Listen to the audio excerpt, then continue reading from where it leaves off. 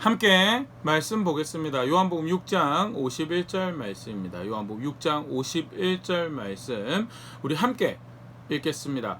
나는 하늘에서 내려온 살아있는 떡이니 사람이 이 떡을 먹으면 영생하리라. 내가 줄 떡은 곧 세상의 생명을 위한 내 살이니라 하시니라. 아멘. 기독교 신앙을 믿음을 가르치는 내용 중에서 굉장히 특별하고 독특한 그런 말씀 중에 하나죠. 신앙의 대상이고 주체가 되시는 예수님의 살을 먹는 것, 그것 믿음을 신앙을 그의 살을 먹는 것이다라고 그렇게 표현을 하고 있는데요. 그것은 단순히 이 장면에서만 사용된 특별한 표현이 아니고요. 성찬이라는 예식이 그러한 누앙스를 담아서 주의 살과 피를 마신다는 그것이 신앙이다라는 누앙스를 담아서 그 예식이 만들어졌는데요. 관련해서 하이데베르그 요리문답 76문답 함께 생각해 보도록 하겠습니다. 먼저 문답 같이 한번 읽어보면 질문: 십자가에 달리신 그리스도의 몸을 먹고 그의 흘리신 피를 마신다는 것은 무슨 뜻입니까?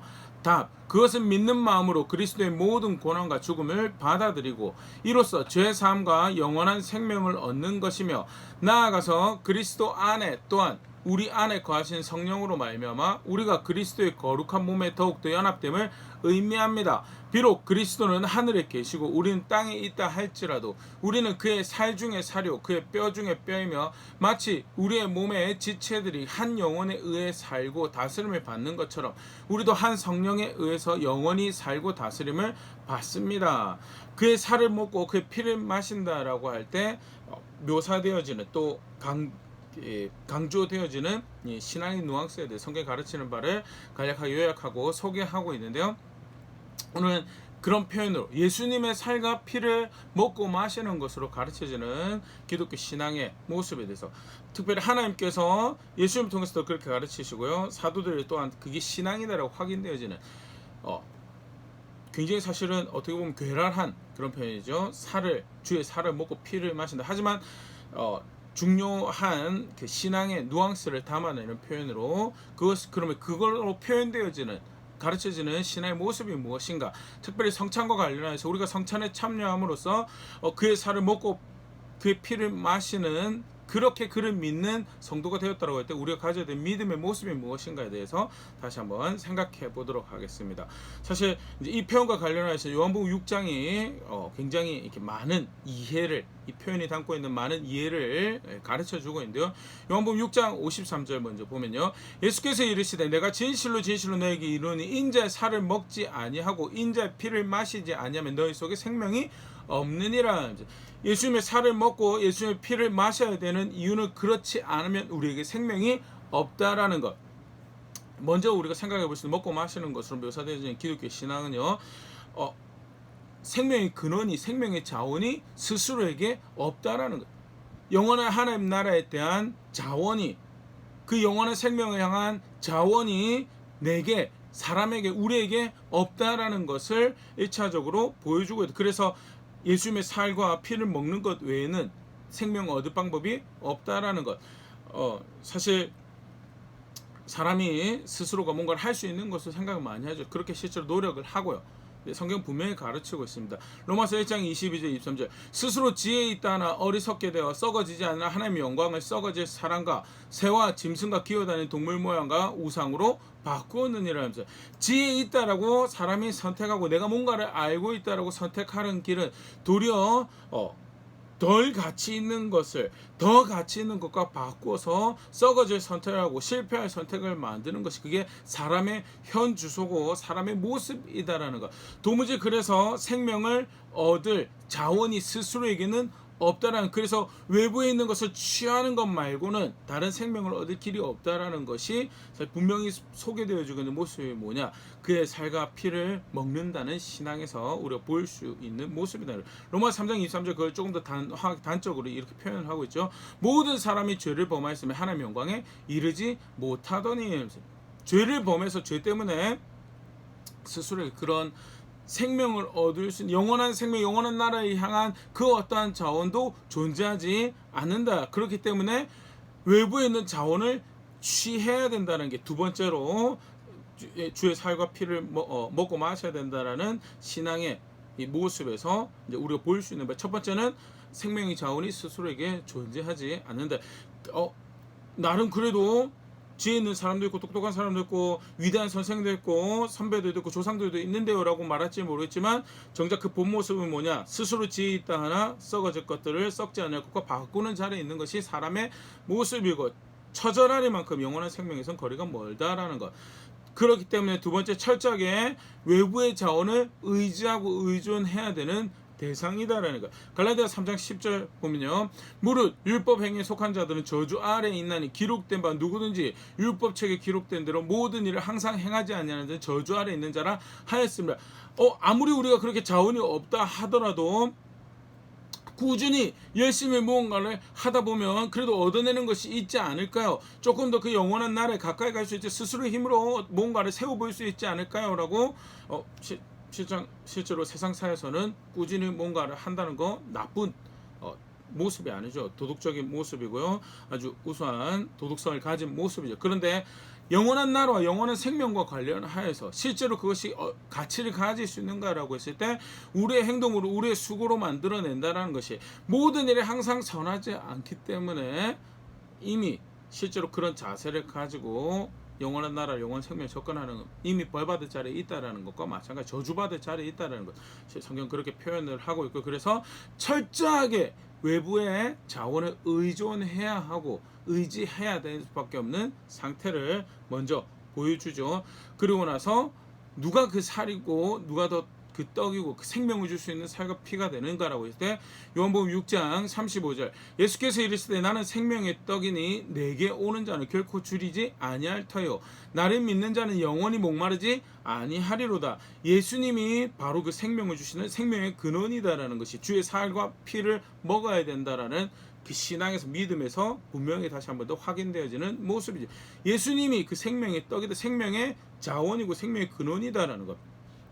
특별히 그의 살과 피를 먹어야 된다는 표현에서 어떤 예수님을 상기시키고 가르치고 보여주고 있는가라고 할 때 십자가의 예수님이죠. 대신하여 죽으신 예수님. 고린도서 5장 14절 15절, 그리스도의 사랑이 우리를 강건하시는도다. 우리가 생각하건대 한 사람이 모든 사람을 대신하여 죽었은즉 모든 사람이 죽은 것이라. 그가 모든 사람을 대신하여 죽으시면 살아있는 자들과 다시는 그들 자신을 위하여 살지 않고 오직 그들을 대신하여 죽었다가 다시 살아나신 이를 위하여 살게 하려 함이라.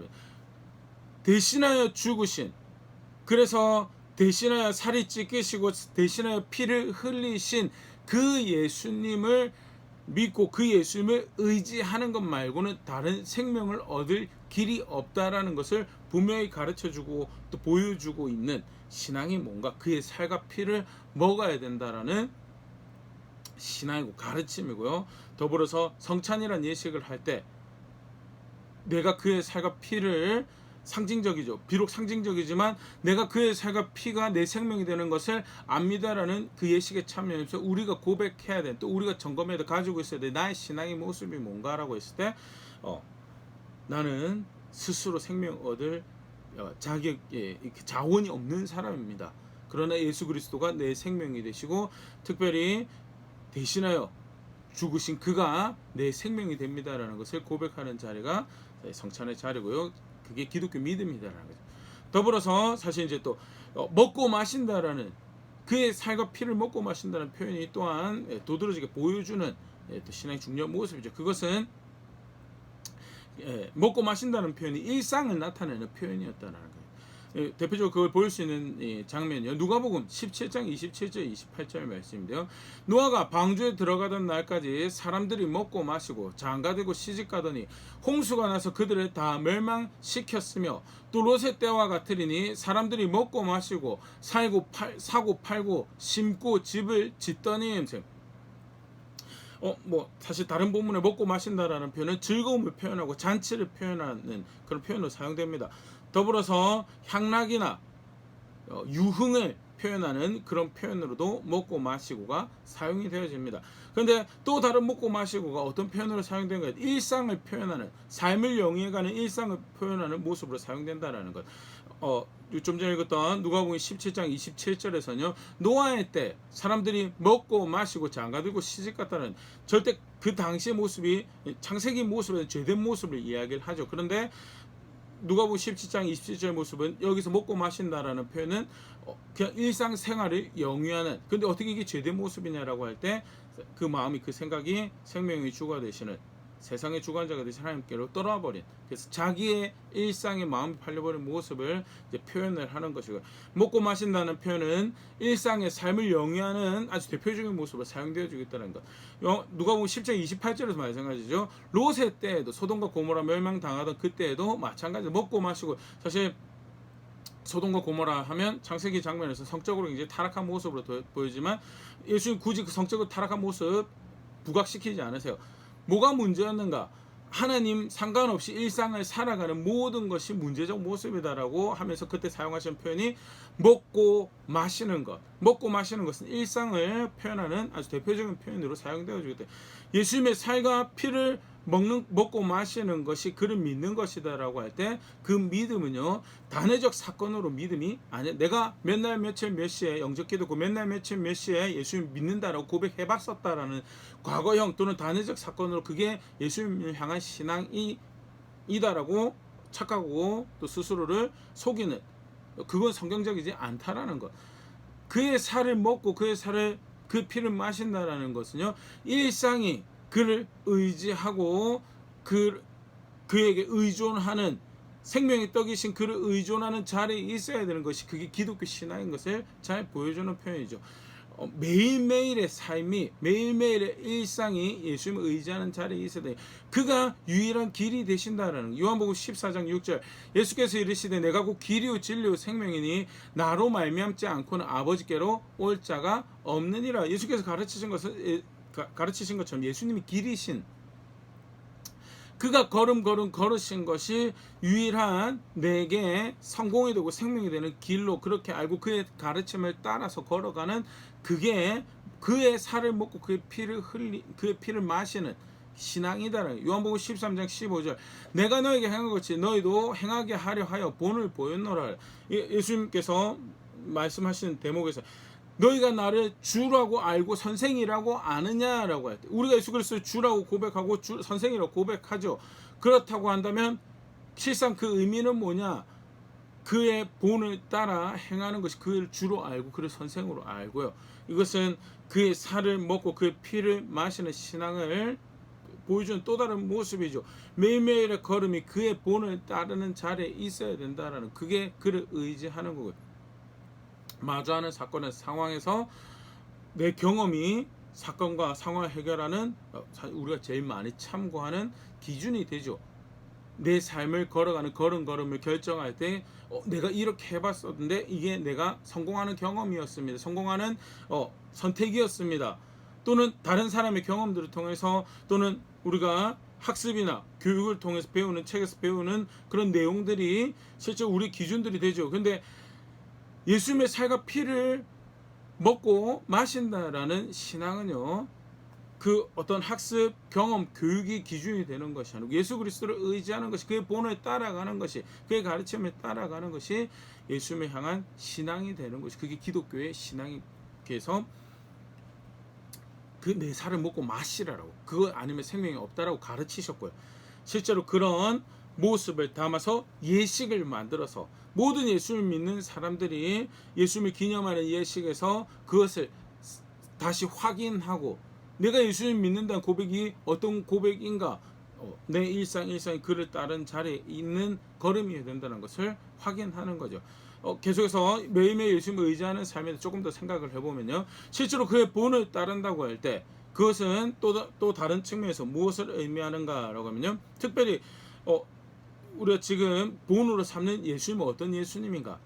십자가를, 자신의 살과 피를 우리를 위해서 찢으시고 대신에 흘리신, 근데 결국 그 자리가 어디였는가라고 하면 우리 구원이 이루어지는 자리고 하나님께서 승리하는 자리였다라는 것.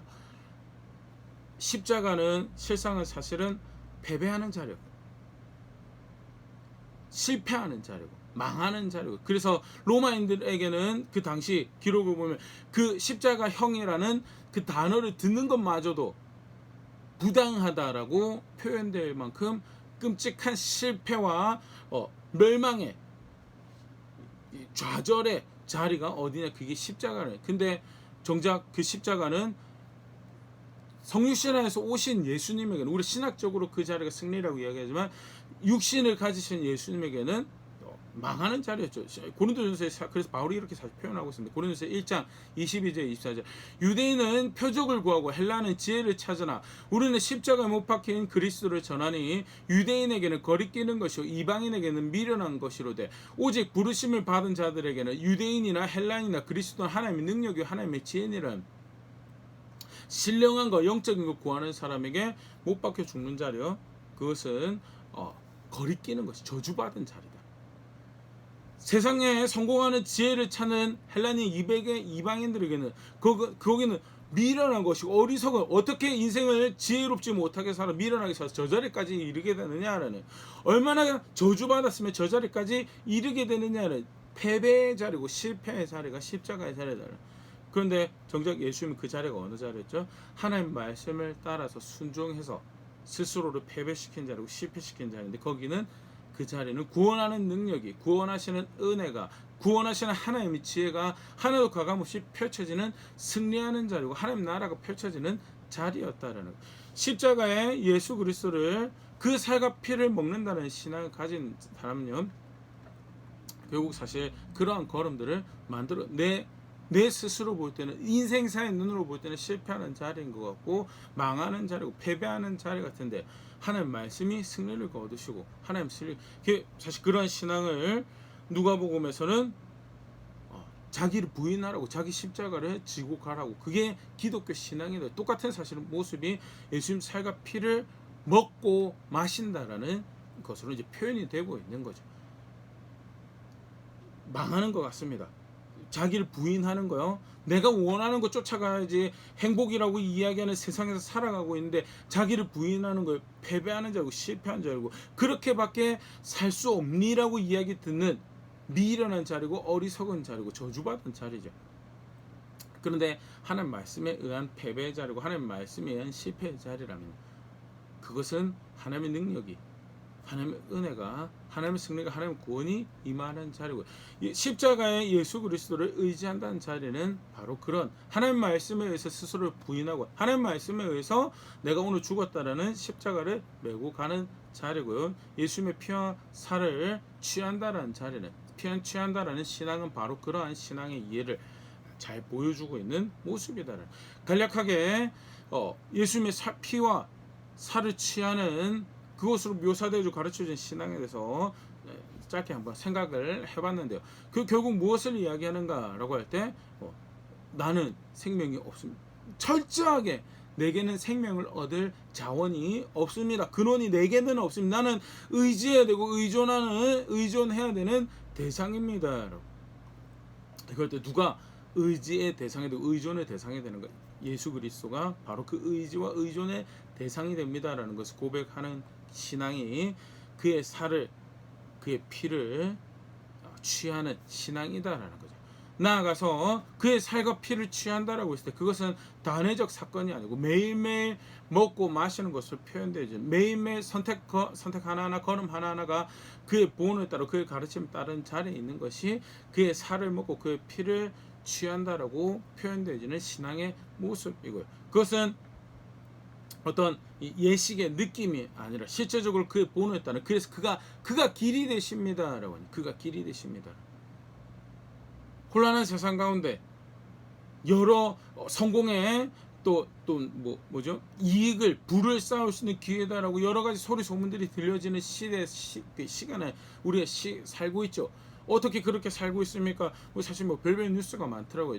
어디 투자하라, 돈을 어떻게 활용하라, 시간을 어떻게 활용하라, 별별 이야기가 들려주고 있는데 누가 길이냐? 예수님이 길이다라는, 그의 살이, 그의 피가 나를 살리는 유일한 길입니다. 그래서 예수님의 가르침, 예수님의 본이 돈과 관련해서도, 시간과 관련해서도 내가 내 일을 영위하고 내 삶을 영위해가는 모든 선택 가운데서 그가 길이 되신다는, 그게 예수님 피와 살을 먹고 마시는 신앙이다라는, 나아가서 십자가로 그렇게 다시 확인되어지는 하나님의 말씀이 승리를 거두시는 그 자리가, 그게 그의 살을 먹고 그의 피를 취하는, 그래서 그 말씀 하나하나가 비록 그게 나를 패배시키는 것 같고 실패하게 만들 것 같지만 그 말씀 하나하나 따라가는 그 자리가 바로 예수님의 살을 먹고 예수님 피를 취하는 그 신앙의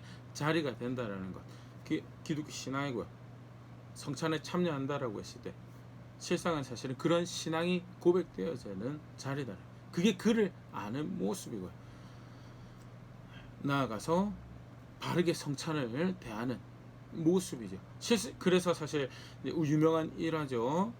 그런 깨달은 그런 신앙의 이해를 깨달았던 선배들이 성찬을 함부로 대하는 거에 대해서 어떻게 예수님을 그렇게 믿으면서 내가 그리스도의 지체니 그리스도의 몸이니를 하고 와서 성찬을 대할 수 있느냐 그래서 유명한 일화죠. 그 제네바에서 칼빈이 사역할 당시, 칼빈이 다 잘했다는 그런 의미는 아닌데요. 칼빈이 사역할 당시 그가 깨달은 바, 말씀을 확인한 바, 성찬은 그렇게 고백하는 것이 아니다라고 했어요.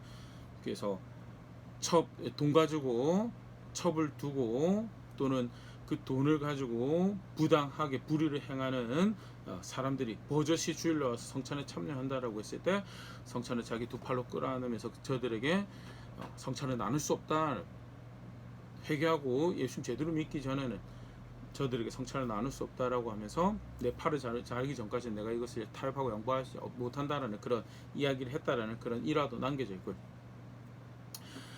조나단 에드워드 같은 경우에는 그 외할아버지가 이제 심우했던 섬겼던 교회에 자기가 이제 목회를 하게 되죠. 사실 장시간 긴 시간 사역을 하면서 나름 이제 양적인 성장도 경험을 하게 되고요. 속히 이제 나쁘지 않은 사역적 열매를 가지고 있어요. 근데 그 외할아버지가 잘못 가르쳤던 성찬의 이슈에 대해서 에드워드가 바로잡는 과정 가운데 결국 교인들의 투표에서 쫓겨나게 됩니다.